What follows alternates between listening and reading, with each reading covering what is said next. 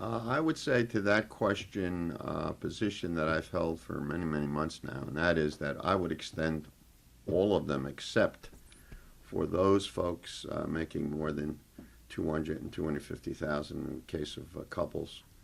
I don't really believe that that was a good move in 2001 or 2003 because that's really one of the major reasons why we have the deficit that we have today. I mean, there's other reasons as well.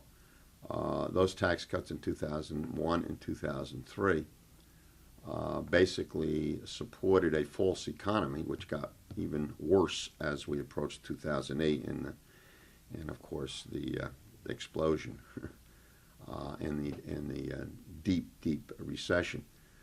I would support, in fact, I've been an advocate on the Ways and Means Committee of doing away with the entire alternative minimum tax because I think it's very, very important.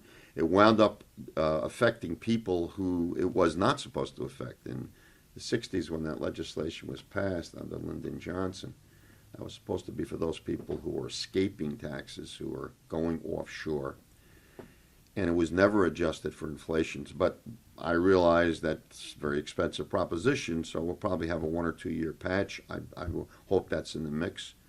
Uh, Student tax credits, I think, are very, very important, especially when parents are making out their taxes. I think that it's critical that we begin to recognize the plight of many corporations, the smaller corporations. And while that does not have anything to do with the extenders as they're called, I've been an advocate of lowering the corporate rate. I think that's very, very important to stimulate growth.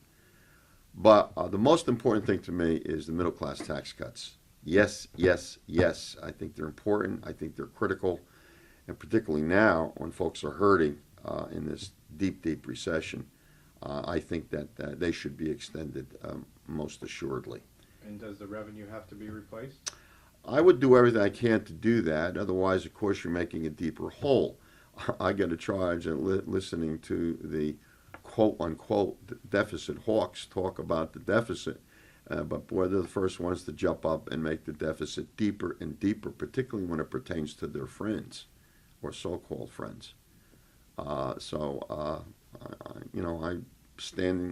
to stand with what I said in 2001.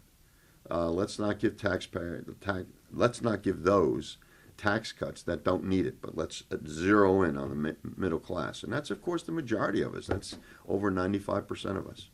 That's what I would do.